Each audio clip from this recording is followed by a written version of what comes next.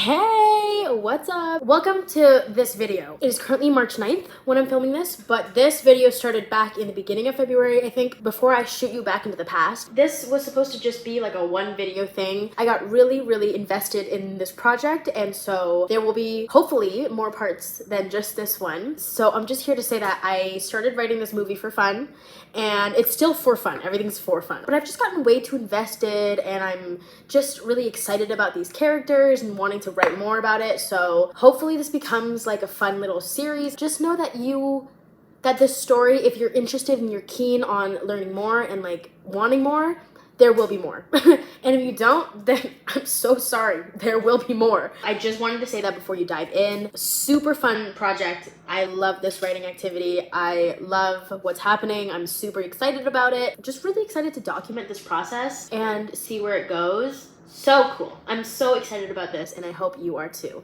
Yeah, that's really it. Okay, bye. Hi. What is new? How's everyone doing? This is my pen, but also simultaneously it is a microphone. I found that it's a lot easier to speak into something rather than at my own face. I hope everyone's doing well. My update, if you can hear me, I sound quite nasally. I've been bedridden sick for the past couple of days. I am still sick, unfortunately. However, I'm not gonna let my sickness stop me from doing the things that I love, which is to write. Even though I am still my microphone. Even though I'm still very sick, I hope that you can tolerate my nasally voice, because I am really interested in writing something fun today. I have our trusty notebook. Well, based off the title, you probably already know what we're gonna write about, but I would love to like go into more depth about that and talk about it, and then like we can brainstorm together. Also, yeah, my room is like a little bit decorated. It's it looks a lot smaller on here than it does in real life. I'm working on it. It's gonna be filled with more things. There used to be something else up here, but it has since fallen off because I am using just Scotch tape to keep that on the wall for now. But I don't have any other means of adhesives right now that won't damage the paint, so bear with me. No one's saying anything about it, but I just want you to know that that's what I'm thinking. But I've got some really cute things up there. I love my two-headed calf postcard because that poem is very special to me. I love this artwork, this print. I don't know if you can see it, this one right here. This turned into a tour, but I didn't mean for it to happen like this. I love this print. There is some steamed fish and some dumplings and some noodles and some tangerine and some white rice and some white rabbit candy. The artist's name is Paige Jung, by the way. She is local from Vancouver, and I think her art is phenomenal, incredible, beautiful, fantastic. I met her one time at a flea market, and that's where I bought this, and I've been following her on Instagram for a bit. And I walked up to her and I said, "Oh my god, are you Paige?" "Oh my god, are you Paige? I'm obsessed with your art." And I like chatted with her for 5 minutes, and then I bought this because I could not bear to leave without it. I also apologize in advance for all the sniffling that I'm gonna do in this video. I'll try my best to cut most of it out, but if some of it gets into the video, you've been forewarned. Now onto the actual meat and bones of the video. I have been really obsessed with the idea of writing a coming of age little romantic movie. I think I mentioned before, but I love screenwriting. Screenwriting is something that I don't do often, but I used to do a lot in university because I would take screenwriting classes. It's such a different form of writing. It's so technical and there are so many rules to it, but can also be so creatively liberating at the same time. It's a very cool format of writing, something that I genuinely love and adore, and I don't do enough of it, which is why I think it would be really awesome to work on a movie together. This would be just such a fun little exercise. So I was thinking we could map out the plot together from beginning to end, like a very rough draft, like a really rough plot. Like this is not finalized or anything, but just come up with the plot beginning to end, and then together we would write a monologue scene or a very dramatic scene that happens in the movie, and we'd write that together in a screenplay format. And at the end of the video we'll have the plot of the movie with the characters, the setting, the tension, we'll have the whole narrative arc, and we'll also have a scene that we can read together. Also, this strand of hair is truly trying to get a lot of screen time at the moment. Anyway, so wouldn't that be fun? I think that would be so fun. I recently wrote down some lines of dialogue, and if there's one thing that I love writing, guys, it's dialogue. I love writing dialogue. I have a couple of lines written down that I think are really cute and I would love to share with you right now. Also, obviously, this is going to be sapphic content, so if you're a hater, you can leave. Before I get into this dialogue, to preface, in my head, these two characters who are teenagers and love interests have already developed some kind of connection. They are not just like, this is not their first time chatting with each other. The first character, the main character who's speaking, is a little bit more shy, more reserved, like hands in the pockets, like head hanging low, walking through the halls kind of vibe. And then our love interest is a lot more spunky, has a lot more like energy, is very confident. I still have no idea who these characters are. I don't know what their names are. We'll decide that together. This very brief scene, they're chatting, and I'm picturing like either in one of their rooms and the sun's going down. So the whole room is kind of orange and the blinds are half open. So there's orange light coming into the room. Do you see what I'm They're hanging out on the bed together, and character A, main character, is like obviously has a crush on character B. Character B doesn't know, but also like likes character A, obviously. So they're talking in this beautiful like sunset lighting, and they're chatting and chatting and chatting. There's a pause. Character A realizes that like they're not very good at maintaining eye contact. They're not, and they've been told this before. They know that they're not good at maintaining eye contact. And so they say to character B, they go, "Sorry, I'm not good at eye contact." This is a really bad line of dialogue. I just wrote that down because I needed the rest of it to like flow. Character B goes, "Oh, so sorry, do I make you nervous? I can talk like this too." And they go to cover their eyes as like a little haha hee hee joke. And I am picturing them doing this, and it's so beautiful in this room right now, guys. It's golden. It's just perfect in this room. And now her whole face is covered as a joke.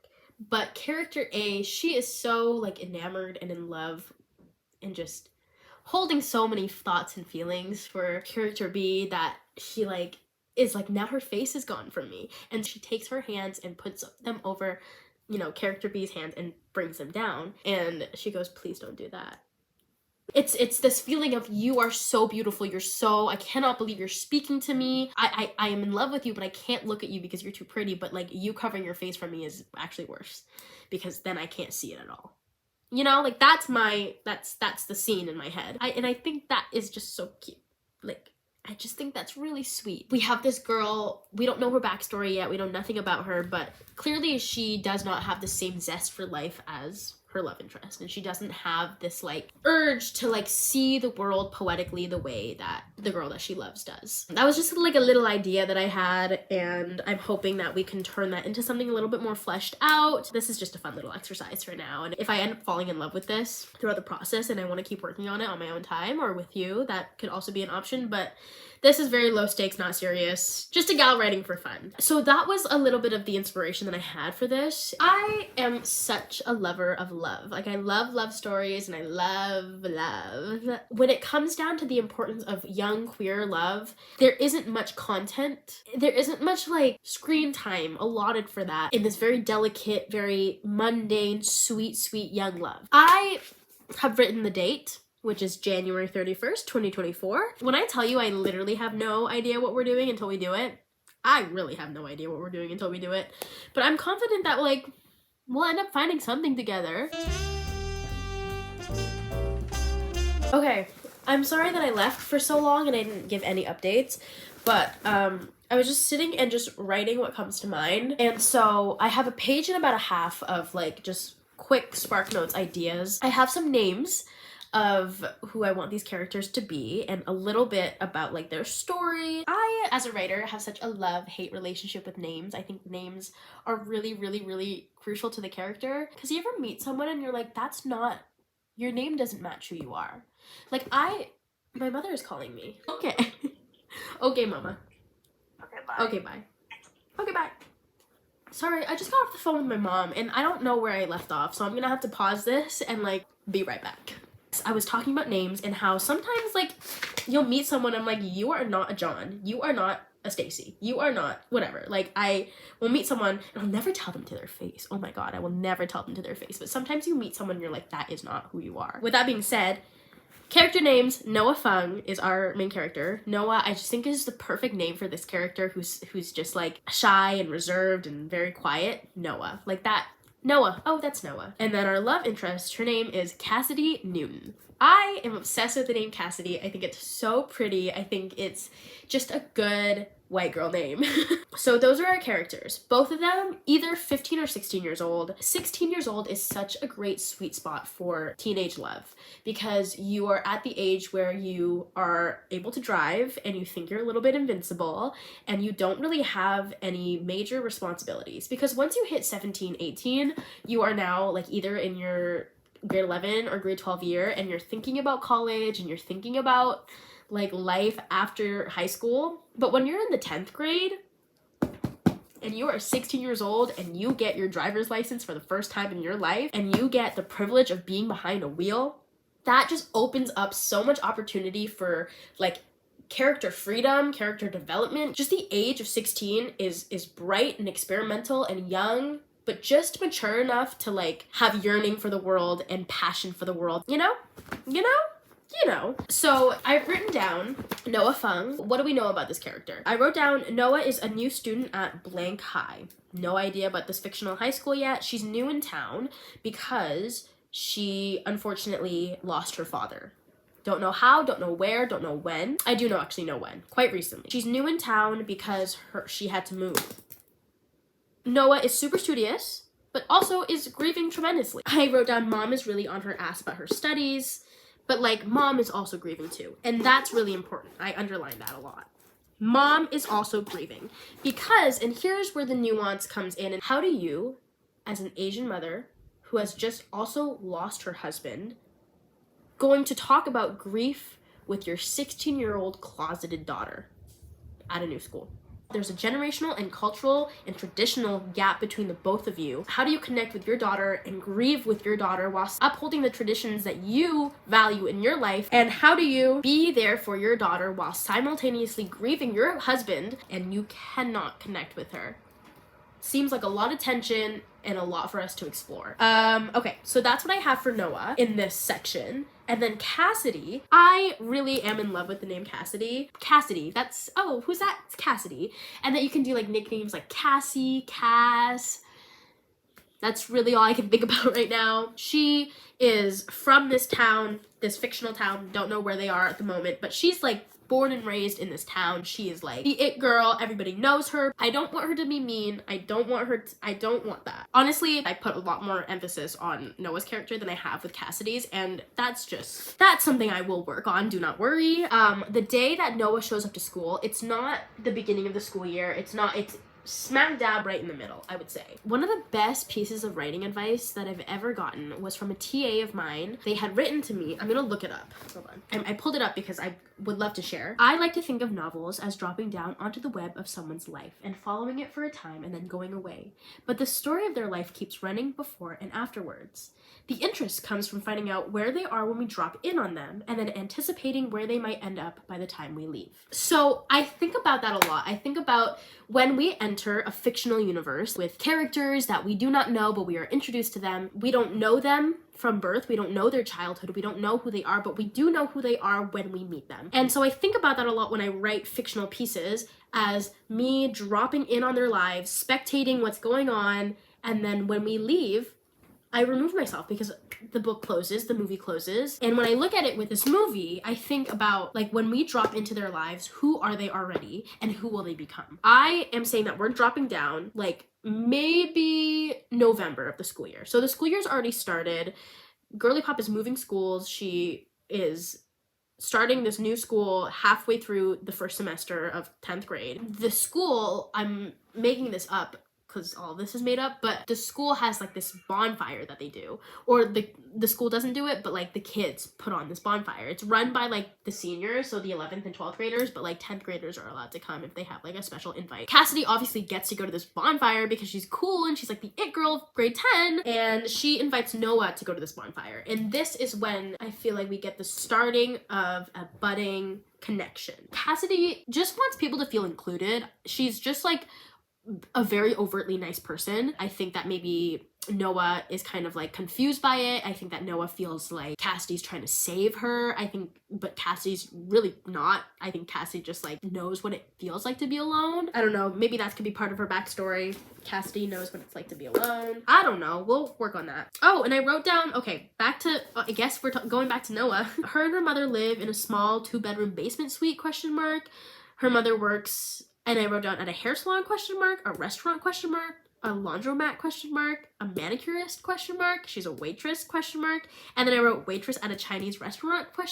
So I do need to figure out what her mother does, but I do think that like her mom isn't home very much. I do like the idea of her mom working at a Chinese restaurant. Oh my god, okay, so picture this. Noah's mom works at this restaurant, and Noah would come after school and like help with taking orders or picking up the phone and doing all these things while also working on her schoolwork, and her mom would cook in the back and stuff like that. Slowly but surely, she would like skip out on helping her mother to hang out with Cassidy and make friends and like build her confidence back up and live through this grief and try to find a means of like surviving through high school and also discovering her queerness while also dealing with her mom at this restaurant. And she would like not show up and be there for her mother, and her mother obviously would be upset by this, but because both of them are not speaking to each other. Oh my god, I wrote down, they obviously do not talk about grief like that. Obviously they don't talk to each other about what's going on with their lives, because I think Noah sees how hard her mother is working day and night, but then because she's still a child, sees that as, how could you not care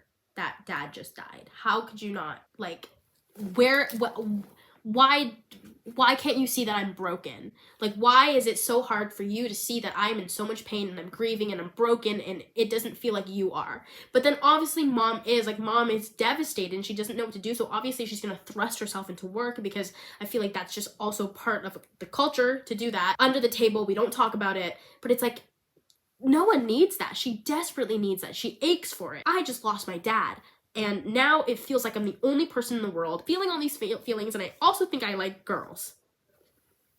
What is she gonna do? So the more I talk about it, the more this looks like it's gonna be a story about, let's write this down, grief, love, coming of age, queerness, culture, specifically Chinese culture, generational trauma maybe, romance, and let's just throw in comedy. A coming of age romantic dramedy. Okay.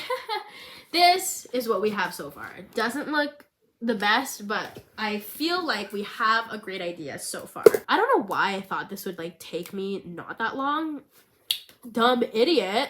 So I think that I'm gonna like pause for now and then continue this tomorrow or the day after, but it's almost 7 p.m. and I have to eat something. I really love the idea we have so far, and I think that it could make for a really great coming of age romance, and I'm excited to continue working on this. Whenever you see me again is when you see me again. Thanks for hanging out with me, and I'll see you later. Bye!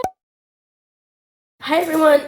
Excuse me, let me do that again. Hi everyone. I have updates for everybody. I can't remember what I said in the past few days of filming and all the information that I've kind of just been dumping at your face. I'm really reframing this story from being centered around romance to being a love story between a mother and a daughter going through an unimaginable grief while simultaneously having a cultural disconnect, while also being this queer love romance. So lots to play with here. I just would love to share what I have so far. Lots of like sporadic writing notes. Maybe I already mentioned it, but main characters again, Noah Fung and Cassidy. However, I'm changing her name from Cassidy Newton to Cassidy Walker, because even though I love to write and like I love to consume media, there are a lot of shows that I haven't watched and like a lot of classic shows that could be like sacrilegious to admit that I haven't watched. But I just discovered that Cassidy Newton or Cassie Newton is already a character in Buffy the Vampire Slayer. I think I've never watched that show, but I know it's like loved and like cherished, so I am changing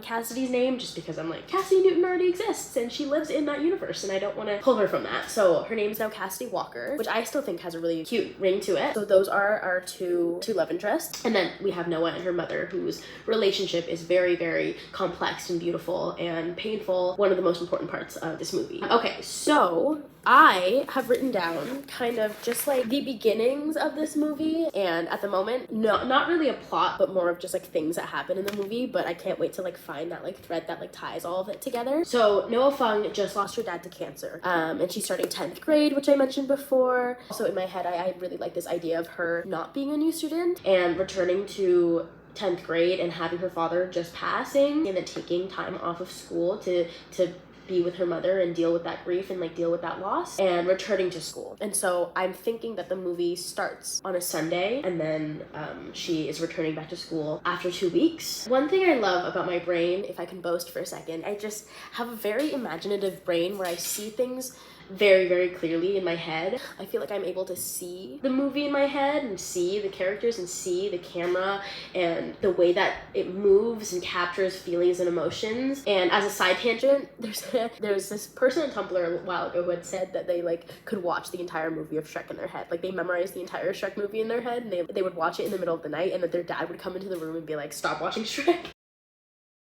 And I will admit, I did the same thing with The Lion King 2, Simba's Pride.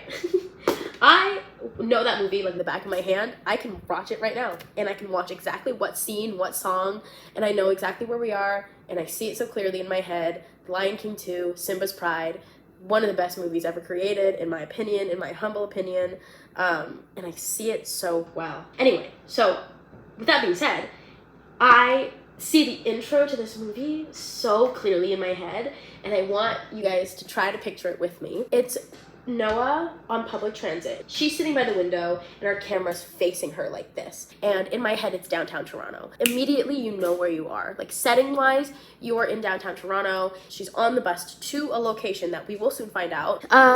She's also listening to something good. I've been obsessed at the moment with the song American Teenager by Ethel Cain. And I just feel like her listening to this song on the bus would just be such a great way to open the movie. And on this bus, she's wearing her dad's jacket. And we don't know that it's her dad's jacket until much later, but we know it's her dad's jacket. She gets off the bus and walks to a small Chinese restaurant, and inside the restaurant you can see there's an older Asian woman working there, and she's got an apron on and she's like manning the front desk, but you can tell that she's really busy and really stressed. That is Noah's mother. And I love the idea of this family-owned Chinese restaurant. It's a small restaurant. It's not big at all. It's very small. There's a few places to sit, but mostly it's like takeout. But it's like a really like popular restaurant, because when you go inside, there are plaques and like awards all over the walls, and there's also a lot of family pictures. And then you'll see like pictures of like baby Noah and her parents, people like that they've like met, and like famous people. Like in my head, I was like, maybe Guy Fieri came to this restaurant one time. But like there's just like pride on the walls, and you can tell that like this was a restaurant that like was loved by the community, and like loved by not just for the food but for the company and for the people. Also inside this restaurant there are a lot of flowers and a lot of like condolences given. When she walks into the restaurant, there's like a little bell that rings, and her mother immediately sees her and it's immediately like scolding.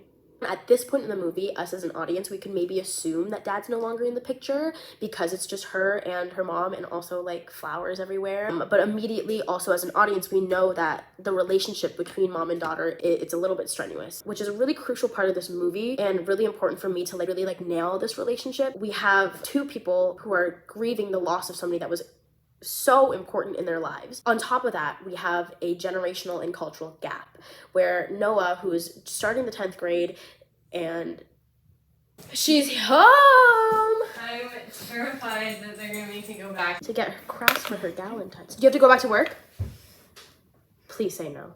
Well, it was good to see you. It was good to see you. I'm sorry. Bye.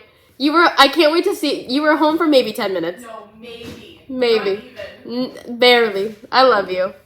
Bye. See you later. We have this teenager who is going through a period of immense change. Not only is she going through this devastating grief and loss, but also in turn she's a teenage girl going through life, going through changes, going through 10th grade, falling in love, discovering who she is as a person. And also when you're 16 years old, everything is a big deal. How do you deal with all of that when you have a mother who emotionally isn't there the way that her daughter needs her to be, and not through any lack of love? And that's the most important part, is that the love that they both give to each other is so different, and it's not communicated in the way that it needs to be. And that's the most important part, because Noah's mother loves Noah. Obviously, as an audience member, we want to empathize with our hero. We want to empathize with Noah. And we want to paint Noah's mom as the villain, which she's not. She just lost her husband. She just lost somebody who could see her and understand her. And I'm also gonna assume right now that they are immigrants. I can only have a shred of imagination of how difficult it must be to leave your country of origin, but not only just leave your country, but leave your culture, your traditions, the way that you exist and live in this country, and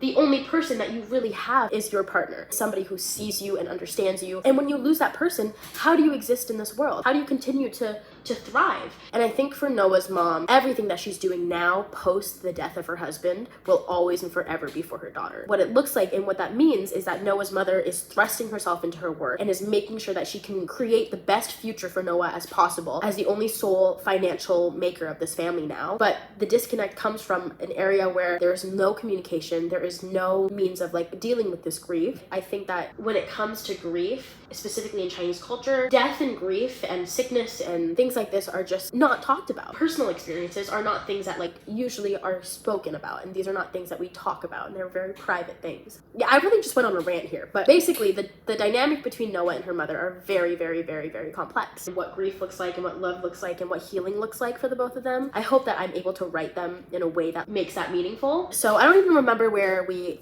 left off in the story. Oh yeah, her mom's clearly stressed and busy. She's taking orders, and as soon as she walks into the restaurant, as soon as Noah walks into the restaurant, her mom is like already scolding her for like being late for like what, 5 minutes. I don't know if at the moment if Noah like talks back or like doesn't say anything, but because in my head I'm seeing her as this very like reserved, quiet girl. Clearly Noah's there to help out. Like this is a family business. She's been there. She goes on the weekends. Like she's grown up in that restaurant. On this specific day, people are like coming and dropping off flowers, and like the death of her dad is in her face, and it's constantly there. And what is really painful is that Noah just wants to talk about it, and it seems like her mother does not. And all she's getting are these condolences from strangers that she doesn't know, and like people telling her how great her father was, and she's like, I know my dad was great, I know this. And so like people will come up and drop flowers off and stuff like that, and her mom will come up and like thank them and be like really cheerful and bubbly, and Noah's just like, how are you doing this? Like, how are you so happy right now when I am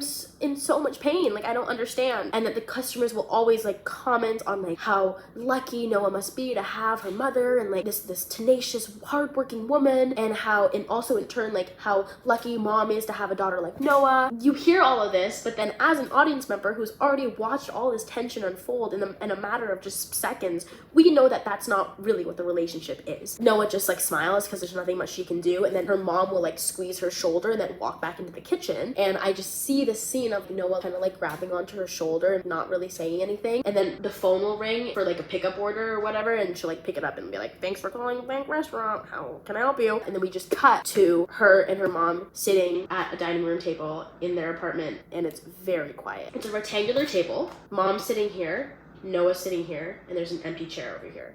And it's just like silence, and they're just eating leftover Chinese food, and there's no talking. There's a buzz from the refrigerator, and it's just both of them sitting in the silence. And then all we see is like mom putting more shrimp or whatever, pork, whatever, onto into Noah's bowl, and it's like, eat this. And then that's when we get like a first interaction between them, and they're eating, and her mom goes, are you ready to go back to school tomorrow? We know that now, like she's been taking time off of school, and Noah is just like, I don't know, maybe. And her mom's like, what do you mean? Like, what do you mean? Maybe, like, your school is really important. Education is really important.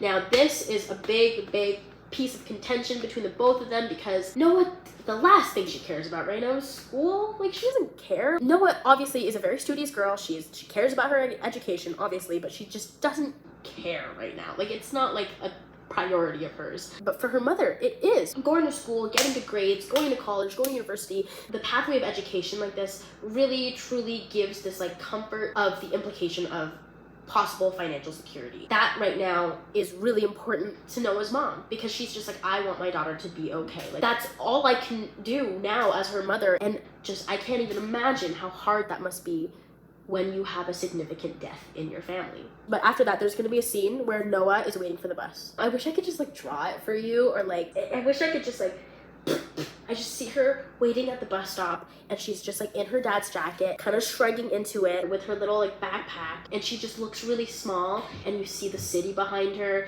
and you can just see cars moving, and it's like, this is a lonely girl in this very, very big world, and she's going through something so hard.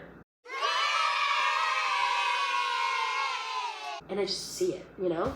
Anyway, so she's waiting for the bus to go to school. She's just got this like faraway look on her face. She's there, but she's not here. That's that girl with that like faraway look on her face. Like, where is she? Like, where does she go? Noah waiting for the bus in dad's jacket, hoodie, baggy jeans, faraway look on her face, wired headphones, and ratty Converse. And she enters the school with her head hung low, and she shows up to her homeroom classroom, and people kind of just like look at her because they don't know what to say. Thanks for listening, guys, by the way. But now she's in school. I have this idea of like what could be the most overstimulating thing this girl could possibly experience on her first day back. There's a pep rally in the gymnasium for the football team or some team, I don't know. Football's not very big in Canadian high schools, but there's a pep rally for something. I think there's like a school spirit thing going on. There's like something happening. It's just like nightmare fueling for her. Like, why?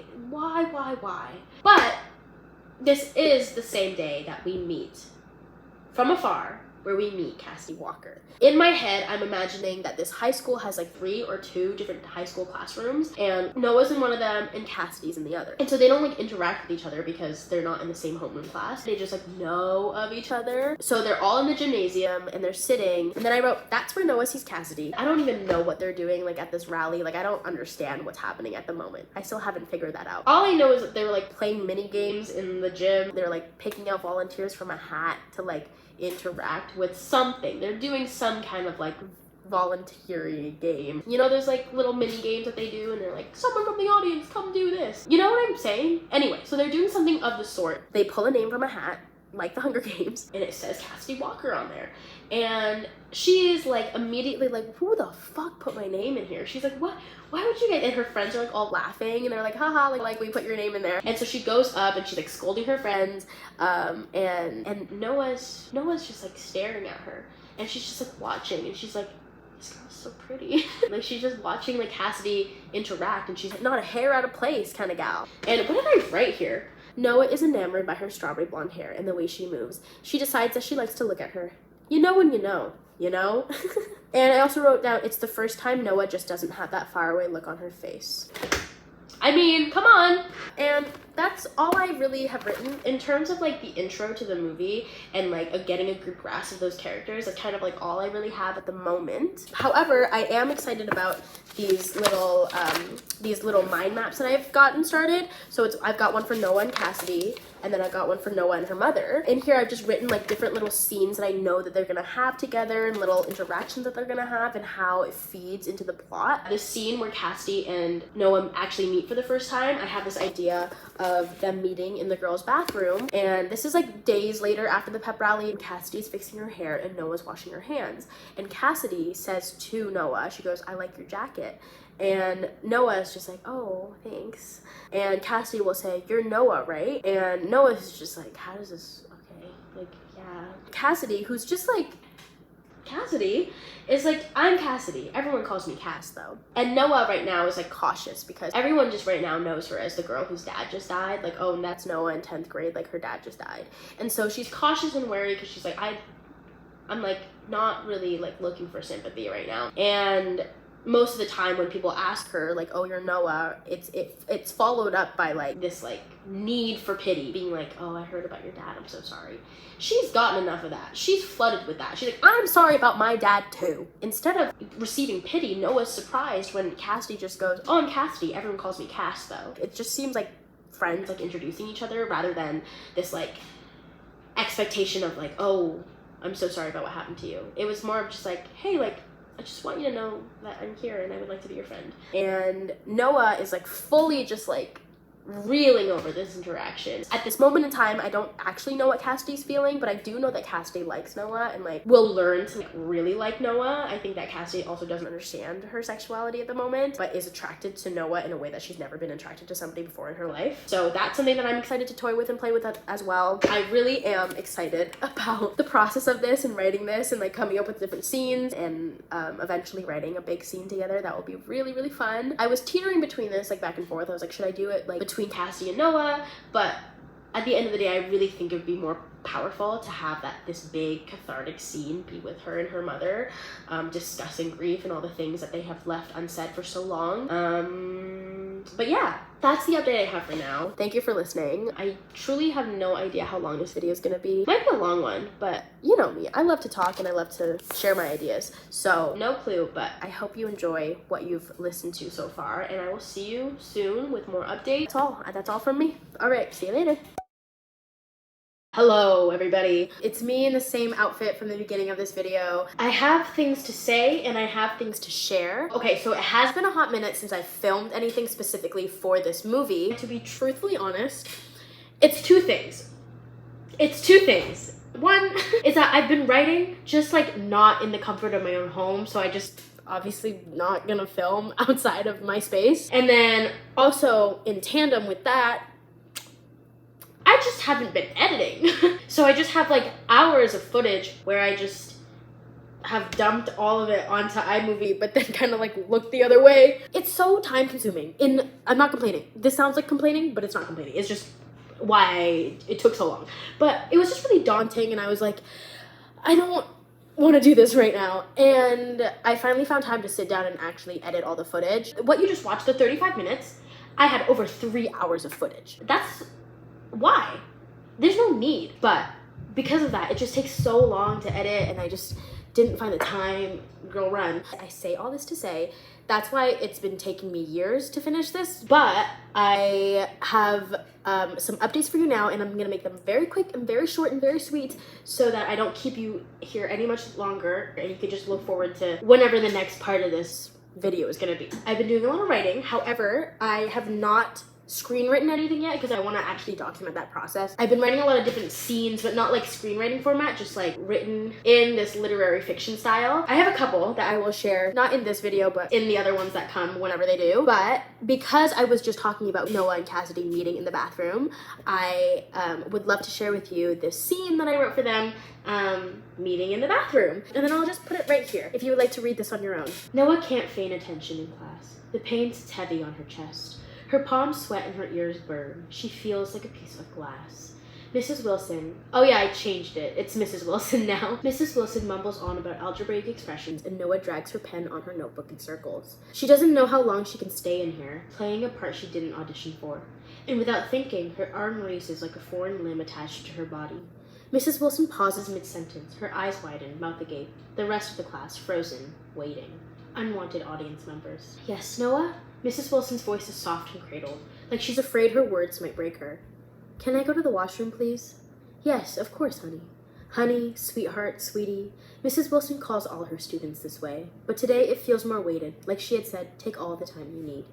The girls' washroom is at the end of the hall. It's empty when Noah walks in, and she lets herself exhale for the first time today. Like the performance is over and the curtains have been called, she slips into one of 5 stalls, and when she clicks the lock, she hears the squeak of a pair of sneakers walk in. And then she hears a sniffle, followed by another. Noah freezes and waits, and then the crying girl beyond the stall blows her nose and laughs pathetically.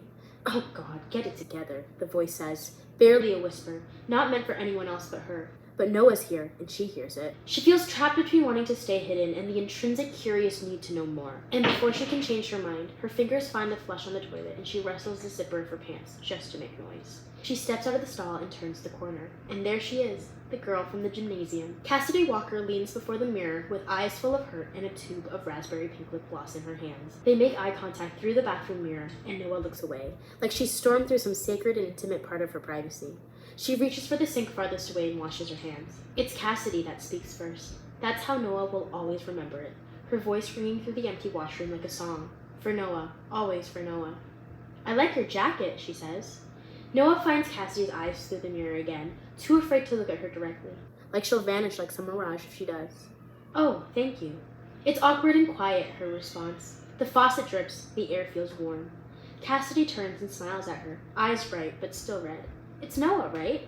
The sound of her name falling from Cassidy's lips feels so known, like she's been saying it for years. 3 letters, 1 syllable. She wants to hear it again like that for the rest of her life. Yep. Noah's mouth feels like feet stuck in quicksand, unsure of what to say, scared of saying too much, terrified she'll wait too long and this moment will be leached underground forever. I'm Cassidy. Everyone calls me Cass, though.